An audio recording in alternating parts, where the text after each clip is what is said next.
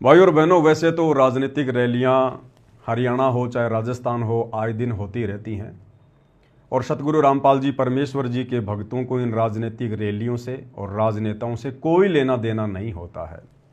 आपने आज से पहले हमारे इस तरह की वीडियो नहीं देखे होंगे क्योंकि हमें गंदी राजनीति से कोई मतलब नहीं होता है।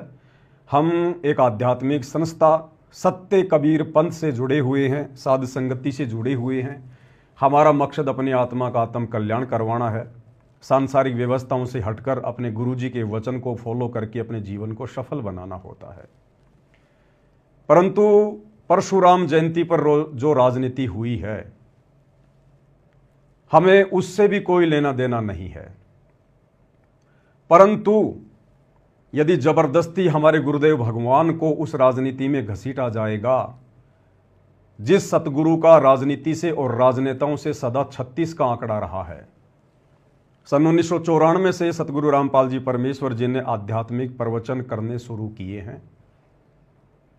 आप उनका एक गांव के सरपंच के साथ भी कोई फोटो नहीं दिखा सकते। आप उनका एक छोटा सा राजनीतिक स्टेटमेंट किसी भी राजनेता के साथ में नहीं दिखा सकते। परंतु 2014 बरवाला कांड के बाद सतगुरु रामपाल जी के कलयुगी परिवार ने, उनके बेटा बेटी भाई बंधु रिश्तेदारों ने अपने राजनीतिक स्वार्थों के चलते अपनी भक्ति का भी सत्यानाश किया है और लाखों की संगत जो अंधी होकर उन लोगों के पीछे चल पड़ी है, उनकी भक्ति और मर्यादाओं का भी सत्यानाश हो रहा है। तो अगर राजनीति में नाम आएगा हमारे गुरुदेव भगवान का, यदि राजनीति से जोड़कर हमारे गुरुदेव को बदनाम करने की साजिश की जाएगी, कोशिश की जाएगी, वो साजिश करता चाहे उनके परिवार वाले हों या संगत का कोई आम व्यक्ति हो या समाज का कोई भी व्यक्ति हो, तो वहां हमें बोलना पड़ेगा। यदि बात आती है अपने राजनीतिक स्वार्थों के चलते भगत समाज की मर्यादाएं तुड़वाने की, तो वहां हमें बोलना पड़ेगा।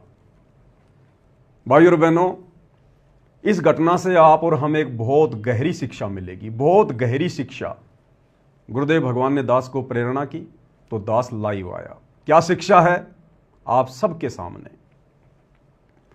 काल हमें किस प्रकार से धोखा देगा, त्रिकुटी पर ये वर्तमान जो हमारा समय है, ये रिहर्सल हो रही है। हम इस रिहर्सल में सफल हो पाते हैं या असफल होते हैं, ये तो आप और हमारे बुद्धि और ज्ञान विवेक के ऊपर निर्भर करेगा।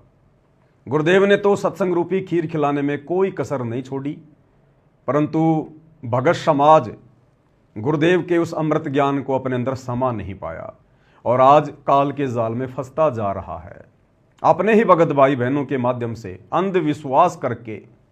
जबकि ये अंधविश्वास, ये ब्लाइंड फेथ भक्ति मार्ग पर केवल अपने गुरुदेव भगवान पर करना होता है, उनके प्रवचनों पर करना होता है। किसी भगत के मनमाने आचरण पर ब्लाइंड फेथ नहीं करना होता है। तो काल हमें किस प्रकार से ठगेगा, क्योंकि ये दुनिया तो भाई और बहनों सांसारिक व्यवस्था में जी रही है। दुनिया अपने आप को बहुत ज़्यादा शाना समझती है, परंतु ये दुनिया तो बहुत पीछे बाबा आदम के ज़माने में जी रही है।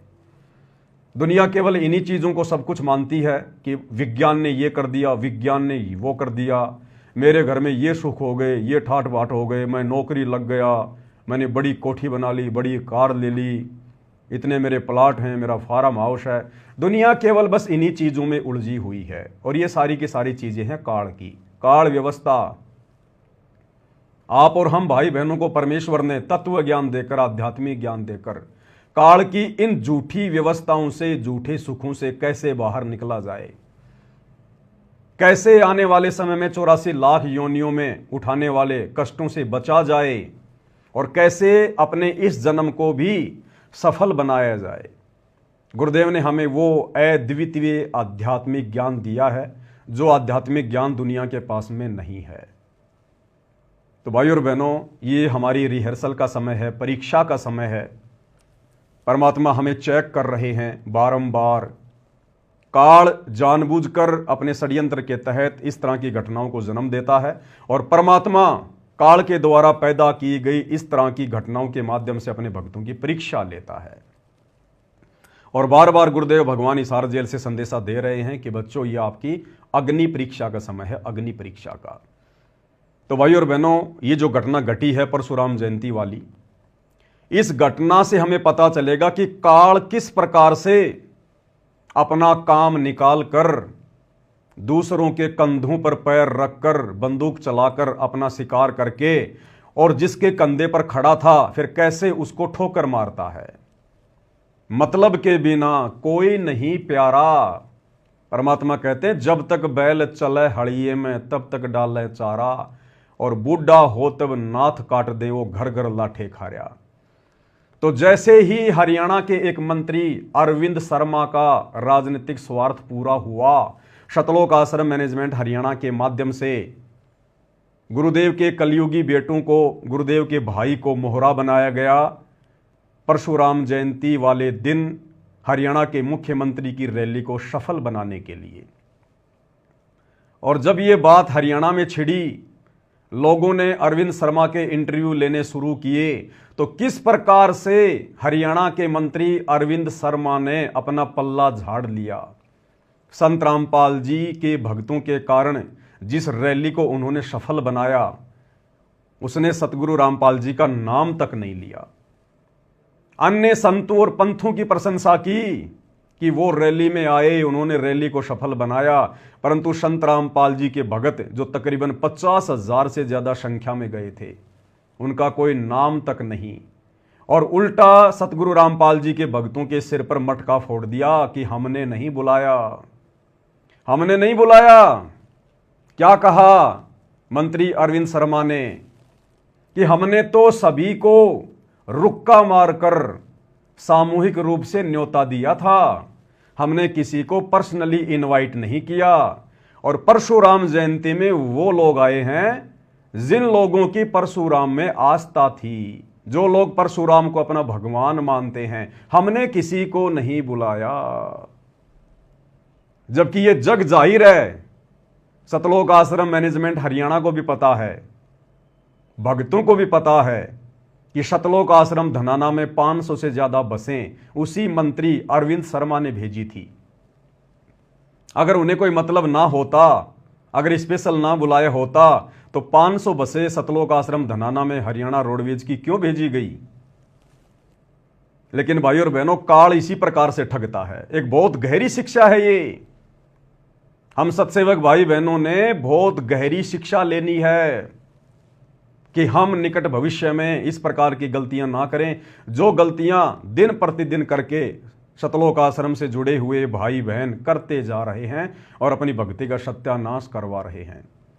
तो जब मंत्री अरविंद शर्मा का इंटरव्यू लिया एक यूट्यूबर ने, तो किस प्रकार से उन्होंने जवाब दिया और अपना पल्ला झाड़ लिया कि भैया हमने किसी को नहीं बुलाया, हमने रामपाल जी के भक्तों को नहीं बुलाया, हमने तो सबको रुक्का मार के सामूहिक रूप से न्योता दिया था। और भैया इस रैली में तो वो आए हैं जिनकी आस्था परशुराम में थी। फोड़ दिया मटका भक्तों के सिर के ऊपर कि जिनकी आस्था भगवान परशुराम में थी वो आए हैं, हमने किसी को पीले चावल नहीं भेजे थे। सुनिएगा भाई और बहनों, साथ साथ विश्लेषण करते जाएंगे। क्या क्या कुछ कहा। अपने बयानों को लेकर अक्सर चर्चा में रहने वाले cabinet minister doctor Arvind Sharma, पिछले दिनों परशुराम जयंती मनाई गई, कई विवाद उस पर भी उठे। डॉक्टर साहब हमारे साथ हैं, क्या विवाद थे, कैसा समारोह रहा? डॉक्टर साहब सबसे पहले तो आपका स्वागत है।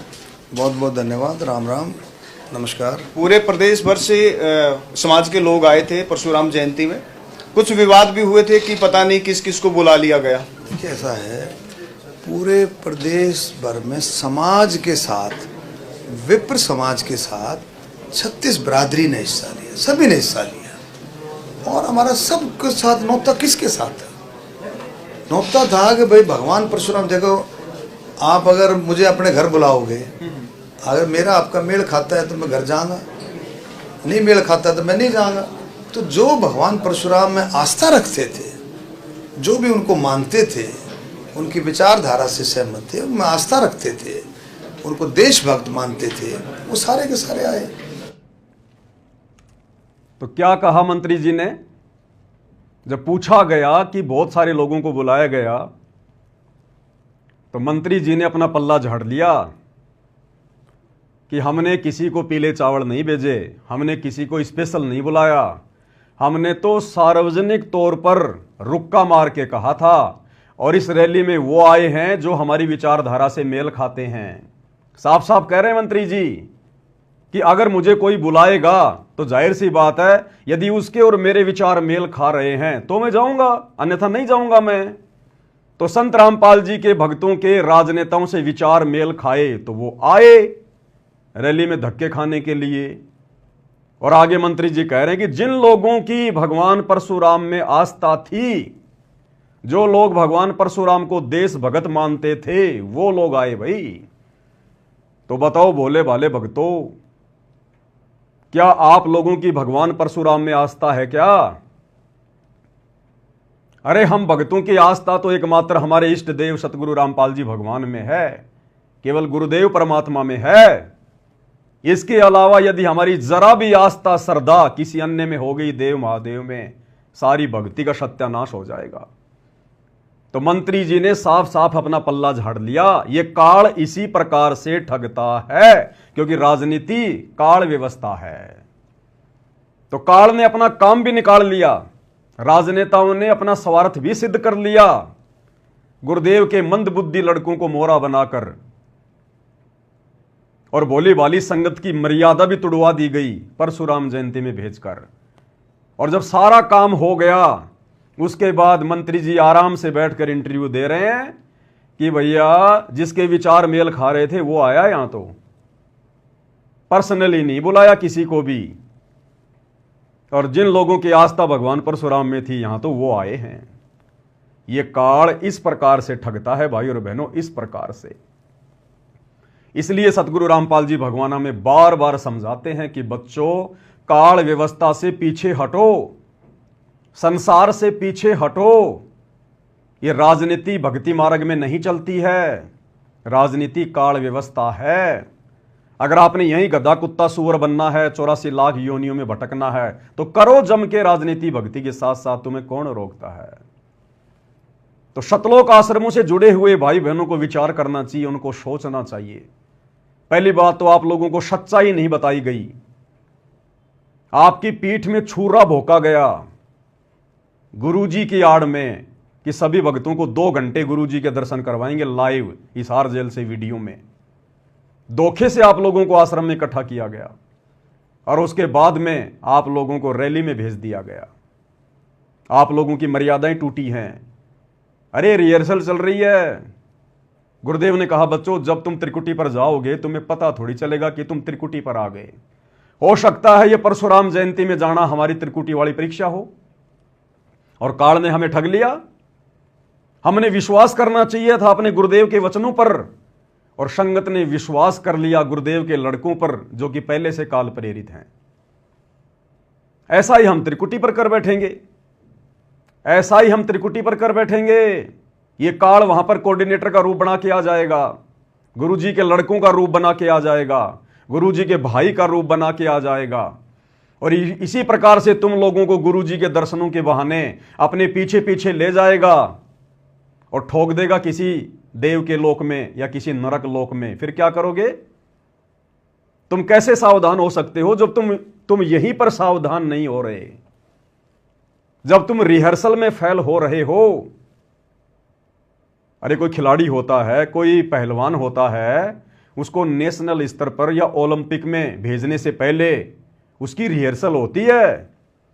तो ये हमारी रिहर्सल चल रही है कि हम त्रिकुटी की परीक्षा में पास होने के लायक हैं या नहीं हैं। तो भला हम कैसे पास हो सकते हैं त्रिकुटी की परीक्षा में? हमने विचार करना चाहिए था, हमने सवाल जवाब करना चाहिए था उन बसों में बैठने से पहले कि भैया हम लोग बसों में बैठने तो नहीं आए, हम तो गुरुदेव के दर्शनों के लिए आए थे। हमारा राजनीति से क्या लेना देना, हमारे गुरु का राजनीति से कोई लेना देना नहीं है। हमें क्यों भेजा जा रहा भाई?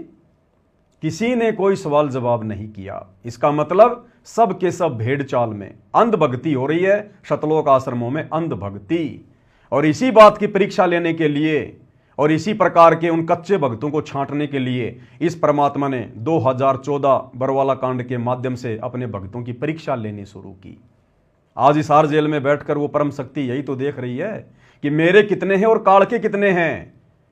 जो काल व्यवस्था में सड़ेंगे, जो गुरु के ज्ञान को आधार बनाकर आगे नहीं बढ़ेंगे, वो काल के हैं।